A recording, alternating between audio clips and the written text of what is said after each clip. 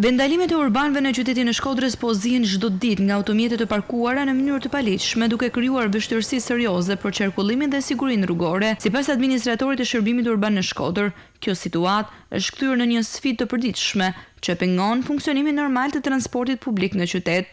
Është sfidë tashmë e përhershme e shërbimit tonë, thjesht i bëjmë një thirrje publike, domethënë qytetarëve që brenda mundësive mos të parkohen në vend qëndrimit e autobusëve në mënyrë që edhe ne mos të vënojmë në shërbimin ndaj qytetarëve. Në të njëjtin linjë, qytetarët përdërues të urbanit kërkojnë më shumti kontrolle nga ana e policisë rrugore dhe asaj bashkiake, teksa e cilësojnë edhe si një burim aksidentesh.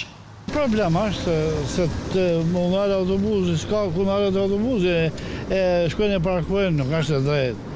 Po këtu është një mangësi e policisë bashkiake kryesisht që nuk i merren të masa. Bërim aksidente se nuk ka kalojnë makina, nuk ka kështu. Boll kanë